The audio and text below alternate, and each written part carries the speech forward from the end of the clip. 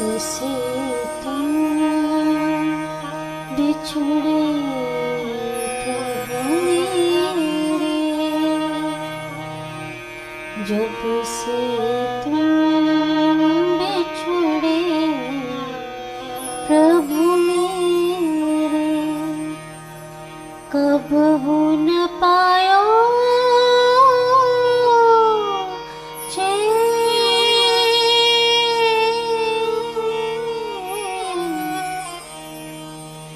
कबहू न पायो चैन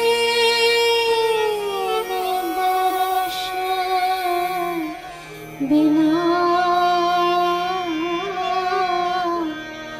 दुखड़ लागे नैन दर्शन बिना, दुखड़ लागे। कहाँ कहाँ कहाँ चले गए वो? मंगला, कहाँ चले गए वो? कौन कौन भाई जी? मैं जब गा रही थी तो वो धीमे पैर से आए थे सखी। कौन भाई जी? गिरधर गोपाल? हाँ, मेरे गिरधरनाथ। उन्होंने मेरे मस्तक पर अपना हाथ भी रखा था।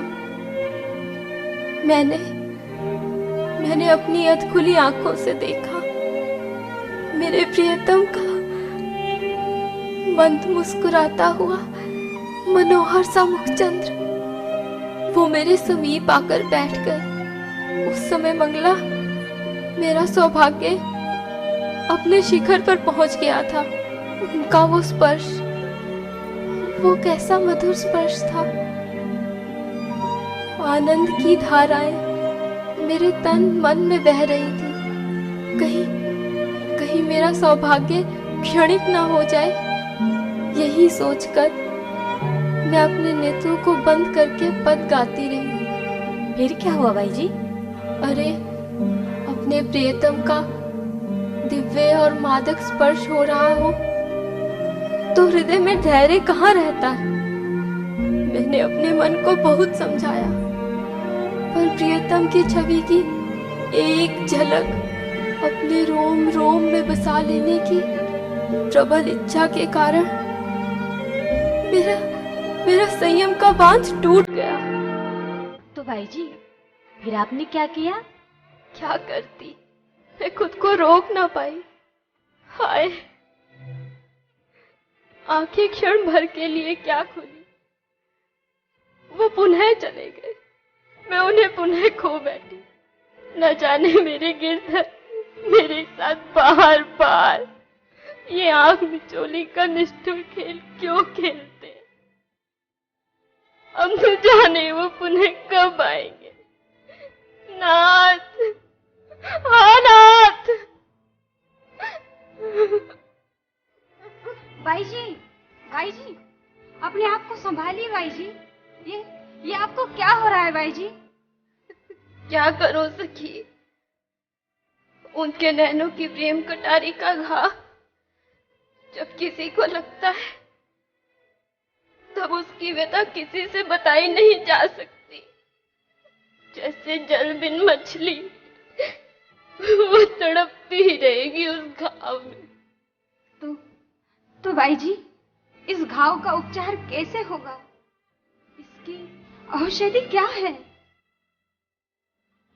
सखी, इस घाव के लगने पर बस यही लालसा बनी रहती है कि यह प्रेम कटारी बार बार ऐसे ही घाव करती रहे।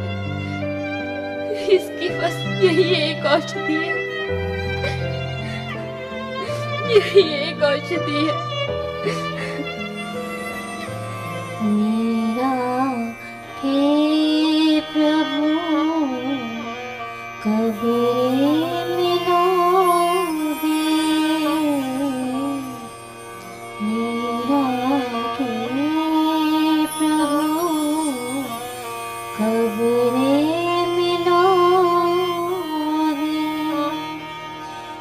दुख मेटण सुख दे,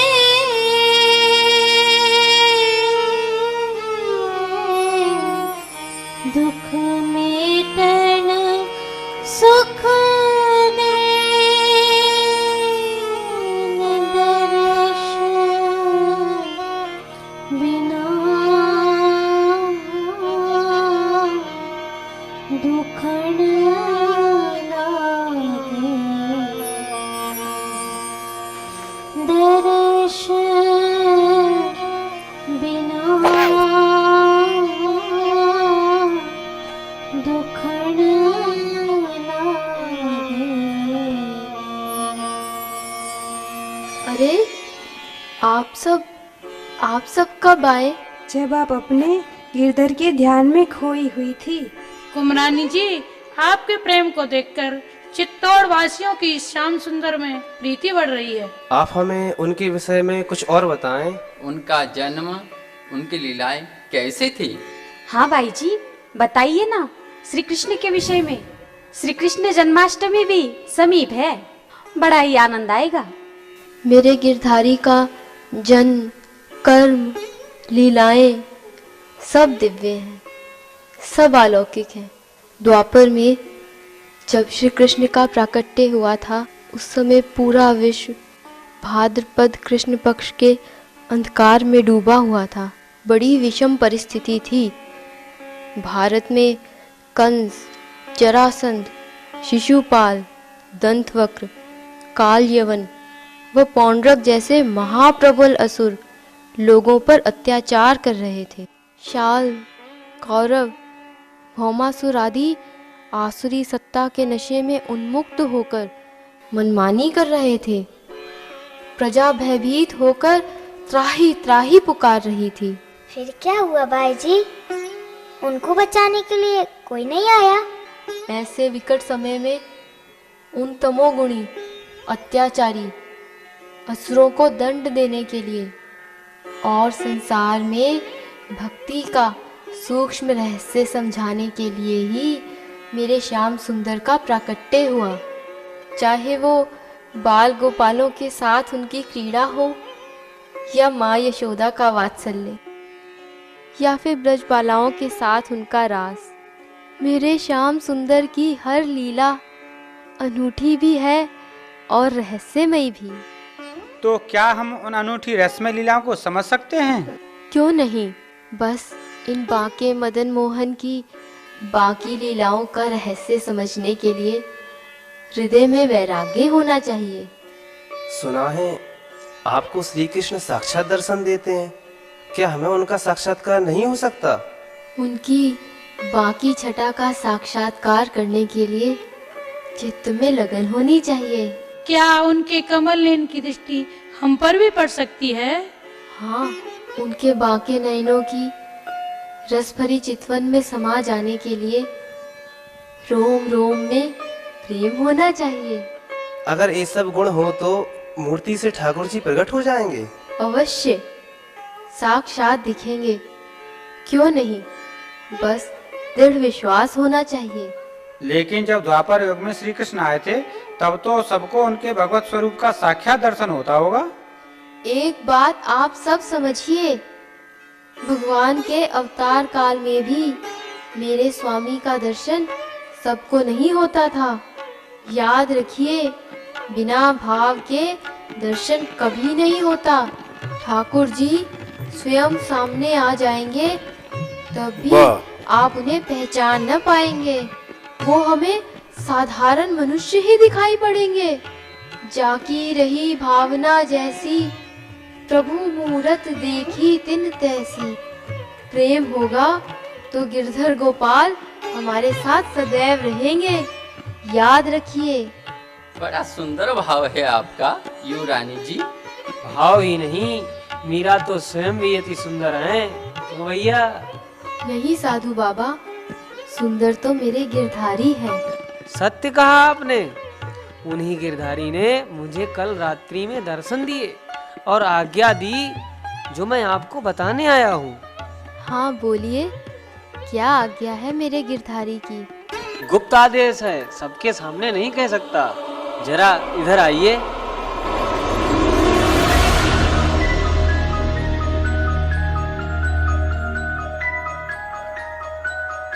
कल रात्रि में आपके ठाकुर श्री गिरधर गोपाल जी ने स्वयं मुझे दर्शन दिए। बोले मीराबाई जी को जानते हो? मैंने कहा अवश्य। बोले मीरा का अर्थ है प्रेम का सूर्य, तो वत्स जाओ मीरा के पास और उनके प्रेम के प्रकाश को प्राप्त करो। उनके साथ अंग संग करके अपनी आत्मा को शुद्ध करो। यदि भगवान का यही आदेश है तो मुझे स्वीकार है, परंतु महाराज जी आप हमारे अतिथि हैं, इसलिए पहले आप भोजन कर लीजिए, उसके पश्चात मैं ठाकुर जी की आज्ञा का पालन करूंगी। ओह, भोजन भोजन भी उत्तम, अति उत्तम। हमें स्वीकार है, हमें स्वीकार है। साधु साधु। मंगला, महाराज को भोजन करवाओ। बाना धर के संत का भेष करे बदनाम, 184 जाएंगे तुम्हें मिले कभी ना राम।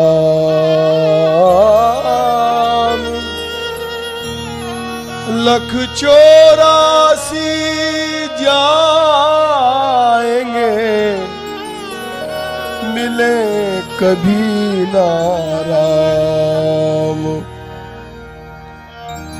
बगुला भगतन सो डरिए, बगुला भगतन सो डरिए।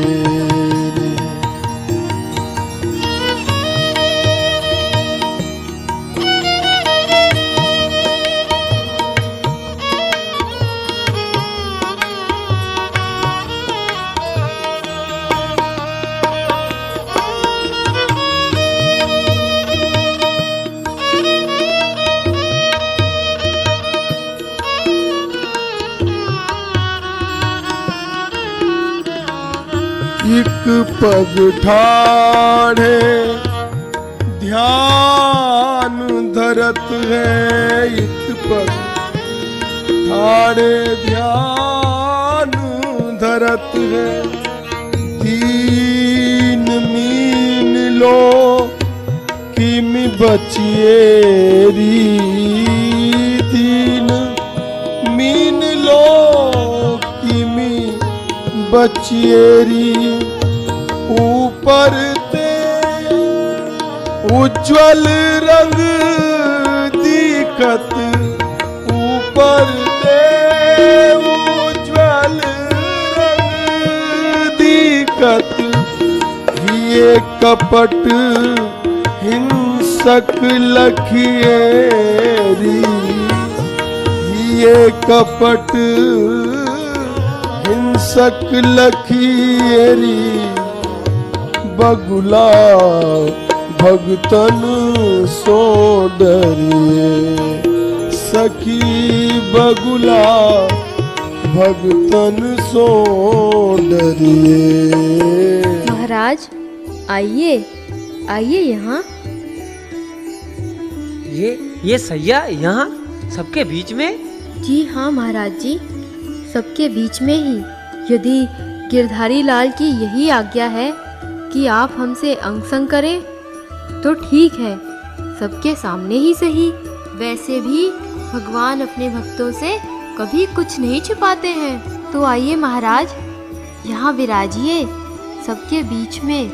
ये क्या बात है मीरा? तुम हमारा उपहास कर रही हो?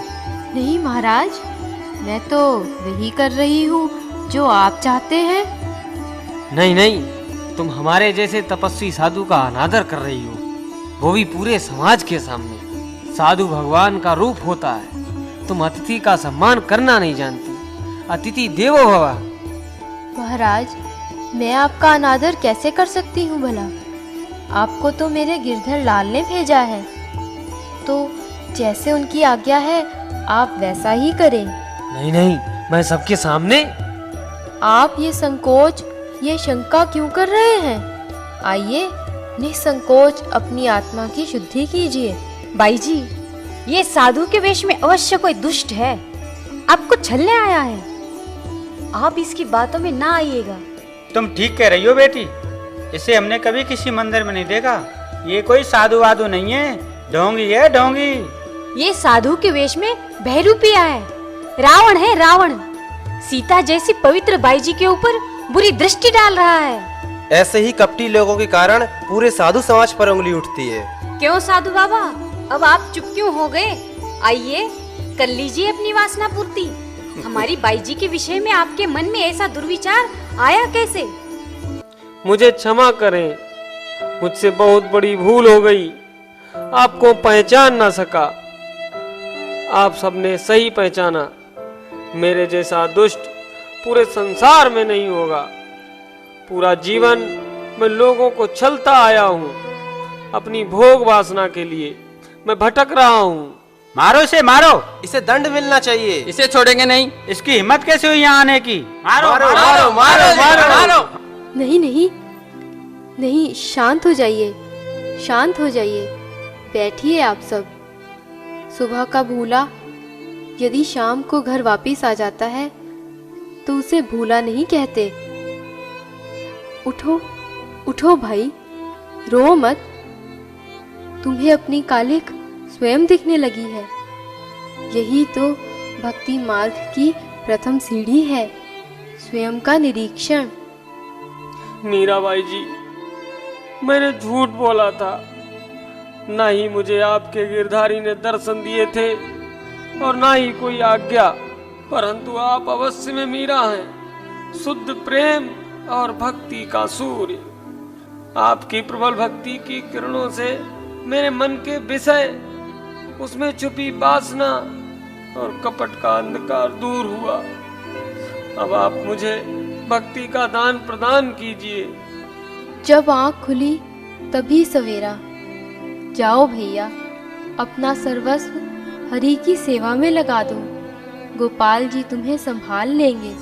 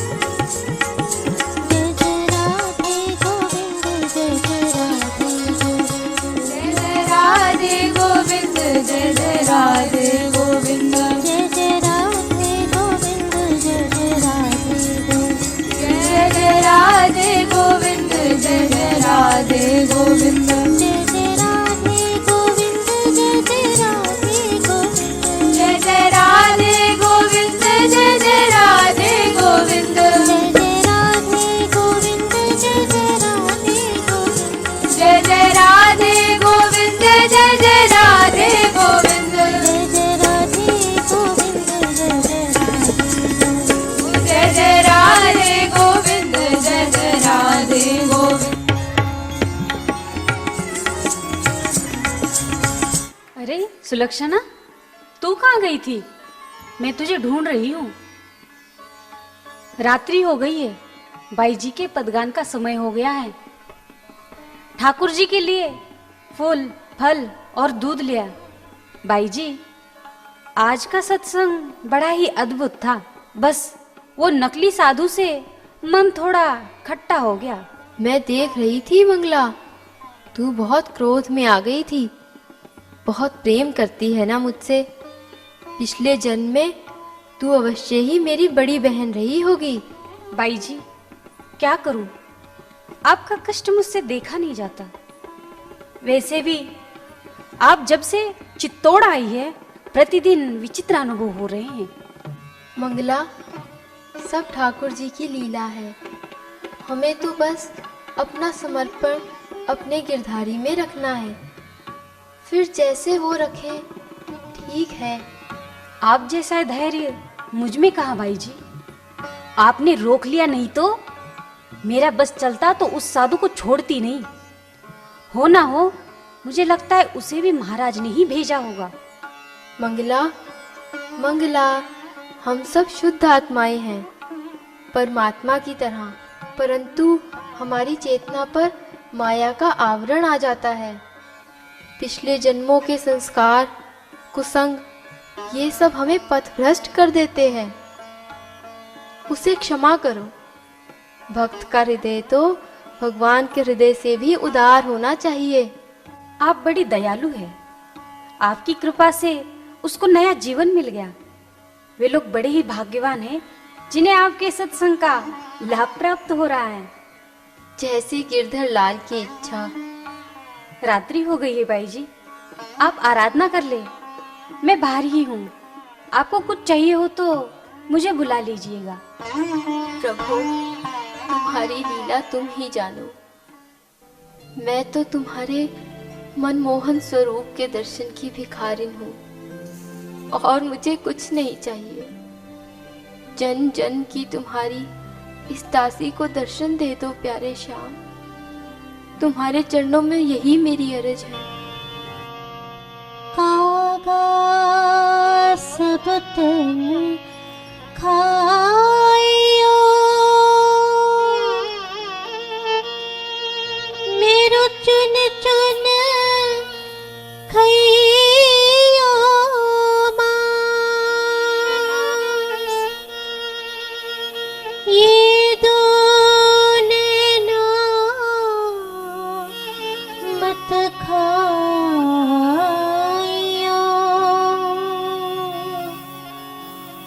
मोए श्याम दरस की आस। थारे दर्शन दीजो, प्यारे दर्शन दीजो। तुम बिन रयो न जाए,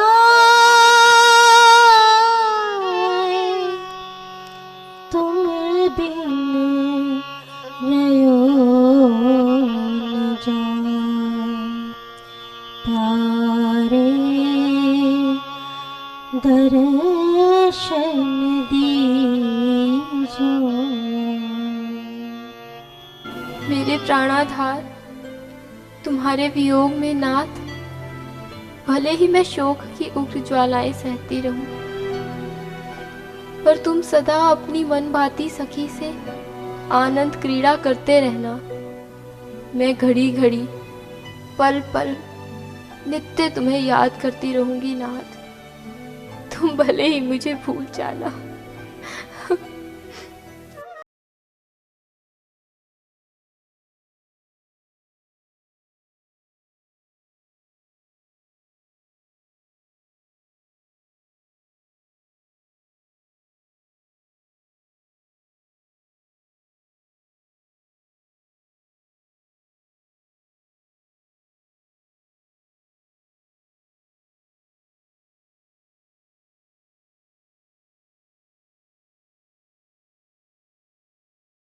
कहाँ हो तुम कान्हा? कान्हा, गिरधारी,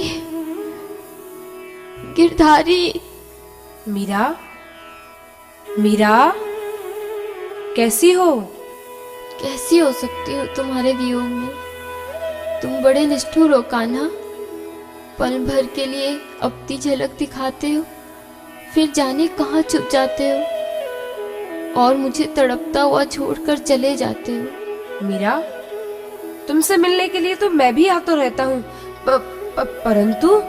परंतु क्या? जानती हूँ प्यारे श्याम सुंदर, तुम्हें प्रेम करने वाले बहुत हैं इस संसार में। वैसे भी तुम तो सर्वसमर्थ हो, स्वतंत्र हो, तुम्हें कौन बांध सका है? बस तुम प्रसन्न रहो, तुम्हारे सुख में ही मेरा सुख है। मीरा, तुमने साक्षात मेरी प्राणेश्वरी राधा का ही हृदय पाया है। जहाँ जहाँ कृष्ण है वहाँ वहाँ मीरा है। परंतु क्या? मीरा, सोचता हूँ तुम व्यावहारिक दृष्टि से भोजराज की पत्नी हो। अपने पति को छोड़ तुम्हारा मुझसे यूं मिलना। वाह, मेरे प्रेम का क्या सुंदर पुरस्कार मिल रहा है। सताना तो कोई तुमसे सीखे। मेरे वियोग के घाव में अपने ज्ञान का नमक छिड़क रहे हो। ऐसे क्रूर न बनो श्याम सुंदर। पर मीरा, लोग तुम्हारे बारे में न जाने क्या क्या बातें बना रहे हैं, लांछन लगा रहे हैं, यातनाएं दे रहे हैं। तुम्हें इस भूत महल की कोठरी में डाल दिया है, जहर दिया। जहर मैंने पिया, पर उसका कष्ट तो तुमने अपने ऊपर लिया ना। यातनाएं मुझ पर हो रही हैं, पर उसकी पीड़ा तो तुम सह रहे हो ना। और रहा प्रश्न मेरे धर्म निर्वाह का, तो तुम ही मेरे पति थे, हो और रहोगे। बड़े आए कुल धर्म समझाने वाले। तुम भी क्या मेरे ससुराल वालों के साथ मिल गए हो? नहीं नहीं मीरा, ऐसा कुछ भी नहीं है। मैं तो तुम्हारे भले के लिए ही। रहने दो। अगर ये उपदेश देना था तो मुझसे विवाह क्यों किया? मेरे जीवन में क्यों आए? क्यों जलाई मेरे मन में अपने प्रेम की ज्वाला? ब्रज में भी तुमने यही किया था। मुझे इन संसारिक बंधनों में उलझाकर तड़पता छोड़ दिया था, पर इस बार अपने साक्षात पति को छोड़कर नाशवान संबंधों के मोह में नहीं फंसूंगी। तुम चाहे जो करो, जो कहो। ओह, मैं हार गया मीरा। वास्तव में मैं तुम्हारे प्रेम का सर्वथा ऋणी रहूंगा, मेरी प्यारी मीरा। आज्ञा करो स्वामी, इस समय मैं तुम्हारी क्या सेवा करूं? इस समय तो मैं तुम्हारी सेवा के लिए उपस्थित हुआ हूँ मीरा। आदेश दो मेरी प्रियतमा। विरह में जब इतना जलाया है तो वैद्य बनकर औषधि देकर सेवा करनी होगी। पर हमेशा की तरह अभी आए और अभी चले गए, ऐसा तो नहीं करोगे स्वामी? बताओ, यहाँ कब तक ठहरोगे? जब तक तुम बीमार हो तब तक। तब तो मैं सदैव बीमार ही रहूंगी। तो ठीक है, मैं भी सदैव यहीं रहूंगा। श्याम सुंदर, अब मुझे एक तक निहारते ही रहोगे या कुछ बोलोगे भी? मीरा। नाथ। मीरा। बोलो नाथ, तुम कुछ कहना चाहते हो मुझसे? हाँ। मैं जन्मों से ये सुनने के लिए आतुर हो रही हूँ। बोलो ना। बड़ी भूख लगी है, कुछ खिलाओगी?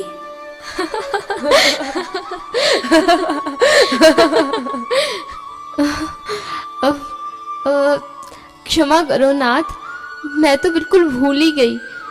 मंगला, ए मंगला। जी भाई जी। हमारे गिरधारी नाथ को भूख लगी है, कुछ भोग लाओ। अभी लाई भाई जी।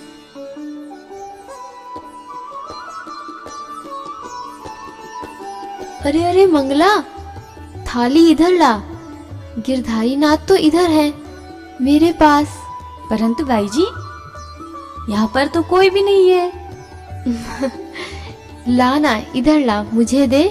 लीजिए भाई जी, आप अंदर से कड़ी लगा लें, मैं बाहर ही हूँ। लो श्याम सुंदर, श्रीखंड खाओ, और ये तुम्हारा मनपसंद मोहन भोग। लो ना श्याम सुंदर, लो। अरे ये तो तुम्हें बहुत पसंद है ना, ये चूरमा, मालपुआ। श्याम सुंदर, तुम्हें स्मरण है एक दिन जब मैं जल भरने गई थी यमुना तट पर, घाट की सीढ़ी पर खड़ी हुई मैं ज्यों ही जल लेने नीचे झुकी, त्यों ही जल में कुछ गिरा, जिससे जल के छींटे तुम्हारे मुंह पर, वस्त्रों पर पड़ गए। तुम्हें चौंक कर पीछे देखा तो पीछे तुम खड़े मुस्कुरा रहे थे। तब तुम मेरे निकट आए और अपने हाथों से मेरा मुंह ऊपर कर अपने पीतांबर से मुंह पोंछ दिया। याद है मुझे, तुम लजाकर वहां से यूं भागी थी कि अपनी मटकी भी भूल गई। मैं पुकारता रहा, तुमने मेरी एक ना सुनी। तब भी ये निगोड़ी लाज आड़ में आ गई। घर पहुंचकर कितना पछताई थी मैं, जिसकी एक छवि के लिए दिन रात तड़पती रहती थी, उसकी आंख में आंख भी न डाल सकी। और उस दिन यमुना तट पर जब तुम स्नान कर रही थी, उस दिन तो नटखट कान्हा तुमने हद ही कर दी थी। स्नान करके जैसे ही बाहर आई तो देखा मेरे वस्त्र अपने स्थान पर नहीं हैं। बड़ा बुरा लगा था, किसने ये छल किया है। उतने में ही देखा तुम कदम के पेड़ के पीछे छिपे मुझे ताक रहे थे, और तुम्हारे हाथों में और मेरे हाथों में तुम्हारे वस्त्र थे। तुम वहां अपने भीगे वस्त्रों में खड़ी लजाती हुई एक सुंदर मूर्ति जैसी लग रही थी। उस क्षण में सब कुछ भूल गया था। याद है, संकोच के कारण कुछ बोल नहीं पाई। बस अपने वस्त्रों का सौभाग्य देखकर ईर्ष्या हो रही थी, जिन्हें तुम्हारा स्पर्श मिल रहा था। तभी तुमने तुनक कर वो वस्त्र मेरे हाथों से खींचे और वहां से ऐसी भागी जैसे सिंह को देखकर हिरनी भागती है। क्यों? पर यहाँ अंत में तो घायल सिंह ही हुआ। हा, चलो हटो, बातें मत बनाओ। घायल तो मैं हुई तुम्हारे प्रेम में। और वो रंगीली होली के दिन जब तुम अपनी सखियों के साथ जा रही थी और मैं पेड़ पर बैठा हुआ था, जैसे ही तुम पास आई मैंने सुगंधित केसरिया रंग पिचकारी से तुम पर मारा। यही नहीं, मैं चौकन्नी होकर चारों ओर देखने लगी। तभी तुम पेड़ से छलांग लगाकर मेरे सामने आ गए और मुट्ठी भर गुलाल से मेरा मुंह रंग दिया। मेरी चुनरी लाल रंग से भीज गई थी। सोच रही थी अब घर कैसे जाऊंगी। इसी घबराहट में थी कि मैंने कंकड़ मारकर तुम्हारी मटकी भी फोड़ दी, रही सही कसर भी पूरी कर दी थी। और मेरा सारा शरीर, वस्त्र सब लाल हो गए थे। सारी सखियां मुझ पर हंस रही थी और तुम मुझे मुस्कुराकर निहार रहे थे। न जाने मेरी इस दशा को देखकर तुम्हें क्या आनंद आ रहा था। अचानक तुम मेरे पास आए और सबके सामने अपने अधरों से मेरे मुख को चूम लिया। उस क्षण एक और लज्जा और दूसरी ओर परम सुख के सागर में पिघल रही थी मैं। याद है वो क्षण? बताओ, उस समय तुम कहाँ थी और मैं कहाँ था? सिमट गए थे हम एक दूसरे के आलिंगन में। हमारी ये प्रेम लीलाएं ही तो मेरे जीवन का आधार है मीरा।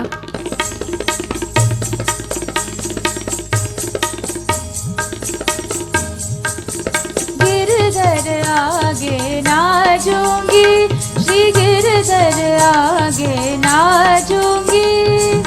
नाच नाच पिव रस कर जाओ, नाच नाच पिव रस कर जाओ।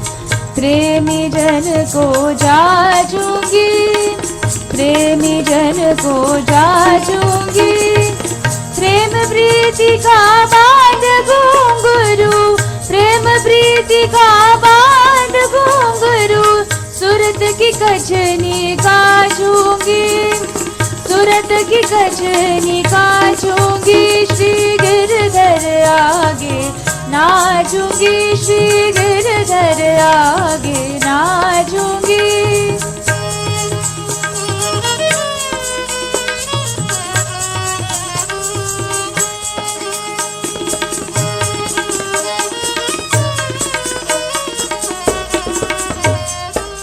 अरे मैं भी कैसी भुलक्कड़ हूँ, आपके लिए केसरिया पान का बीड़ा बनवाया है, देना ही भूल गई।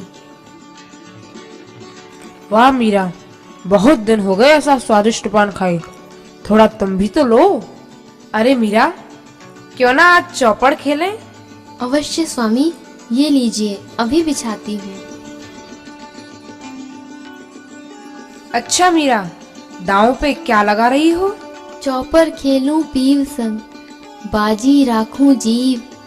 हारूं तो मैं पीव की, जीतूं तो मम पीव। वाह, बहुत बड़ा दांव खेला है। चलो, हमें भी स्वीकार है। परंतु मीरा, अब की बार मामा शकुनी की तरह फिर से कोई छल ना करना। वाह वाह, उल्टा चोर कोतवाल को डांटे। छलना तो कोई तुमसे सीखे। ऐसी बात है तो चलो, पहले पासा तुम फेंको। ये देखो, अब तुम चलो।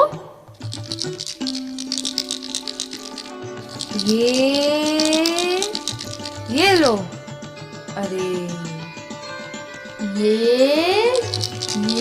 ये लो, ये देखो। खूब उछल रही हो। अब देखो, मैं पासा फेंकता हूँ, हरा दूंगा तुमको। देखो देखो, छल मत करो, देख रही हूँ मैं सब। वो पासा दिखाओ, क्या कर रहे हो?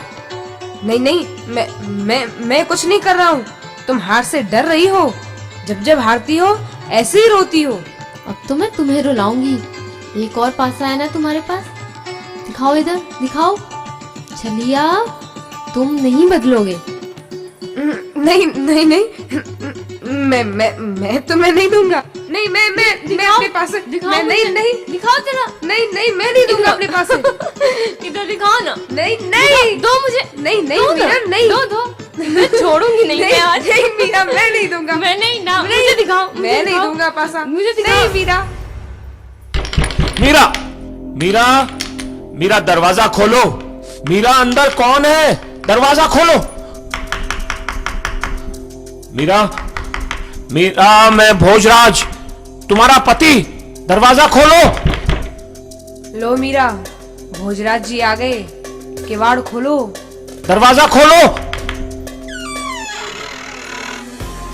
कहाँ है वो? मीरा, मैं पूछता हूँ, कहाँ है वो? बताओ मुझे, कहाँ छुपा रखा है उसे? कौन कुमार? किसको ढूंढ रहे हो? वही जिसके साथ तुम हंस कर बातें कर रही थी अभी, जिसके साथ प्रेम रस में डूबी तुम रंग रलियां मना रही थी।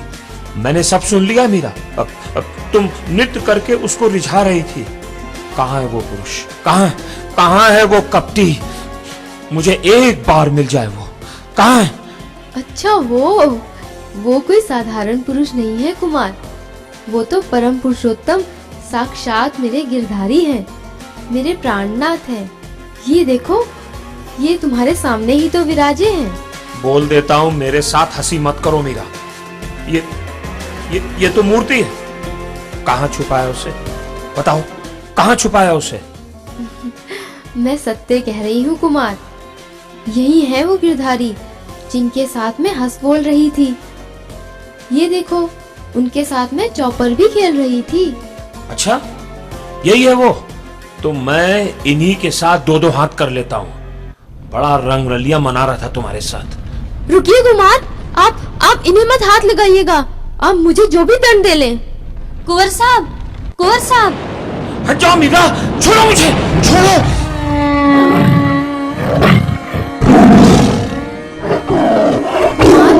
कुमार, आप ठीक तो हैं?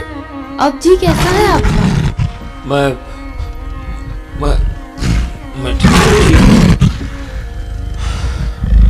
ठीक हूँ। आपको क्या हो रहा है? पता नहीं क्या हो रहा है मुझे। कोई स्थिरता नहीं है मेरे जीवन में मेरा। मैं जैसे भंवर में फंसता जा रहा हूँ। सारा संसार मुझसे दूर जा रहा है। तुम भी।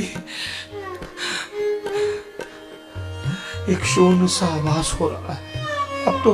अब तो तुम्हारे गिरधर गोपाल को देखकर भी भय लगने लगा है। ये क्या हो रहा है मुझे? कुमार, आप जैसे ज्ञानी और पराक्रमी पुरुष को ये चिंता, ये भय करना शोभा नहीं देता। अपने आप को संभालिए कुमार। कैसे संभालूं अपने आप को? एक और तुम मेरी पत्नी। मेरा तुम्हारे प्रति मोह। जब भी नेत्र बंद करता हूं, तुम्हारा रूप लावण्य मेरे सामने आकर मुझे तड़पाता है।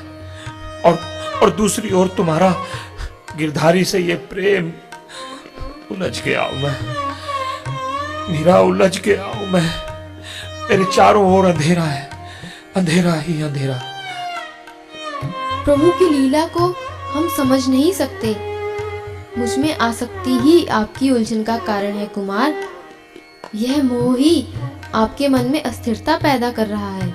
इसे मार डालिए। कहना आसान है, पता नहीं मीरा, पहले कौन मरेगा, मैं या मेरा मोह?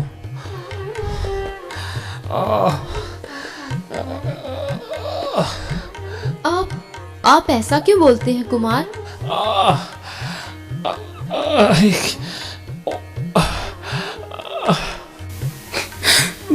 भाई साहब, ये आपको क्या हो गया है?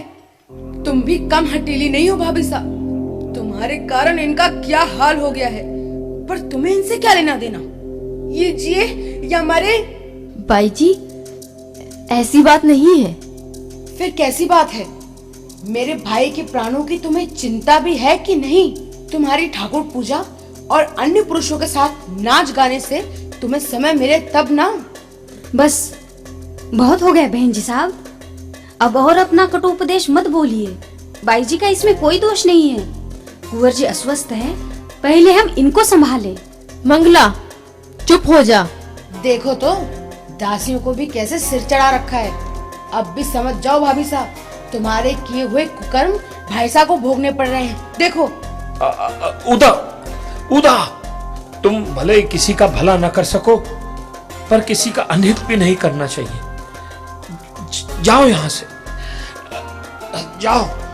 अरे यहाँ रहना भी कौन चाहता है? जा रही हूँ। अपना किया तुम ही भोगोगी, लेकिन चेतावनी देती हूँ, इसका दंड तुम्हें अवश्य मिलेगा।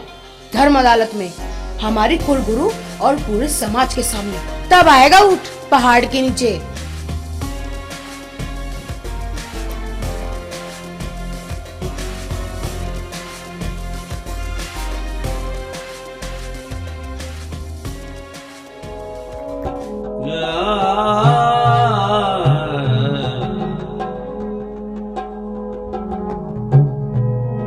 यदि मैं